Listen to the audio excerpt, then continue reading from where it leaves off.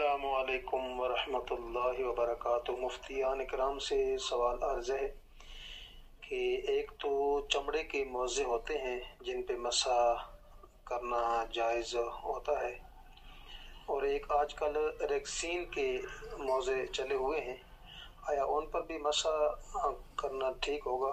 وضاحت فرما دیں، جزاک اللہ۔ جی وعلیکم السلام ورحمۃ اللہ وبرکاتہ۔ آپ کا سوال کہ کیا ریکسین کے جو موزے بنے ہوتے ہیں کیا ان کے اوپر مسح کرنا یہ جائز ہوگا؟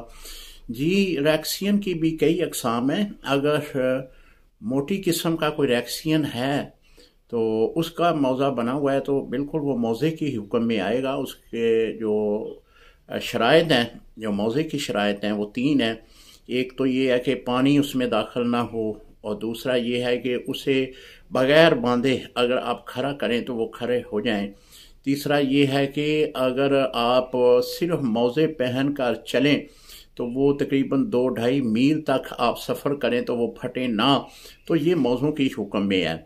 تو اگر ریکسین موٹا قسم کا، اچھی قسم کا ریکسین ہے جس سے موزے بنے ہوئے ہیں تو وہ آپ پہن سکتے ہیں، شرعاً اس میں کوئی مذائقہ نہیں، اس کے اوپر مسح کرنا بھی جائز ہوگا۔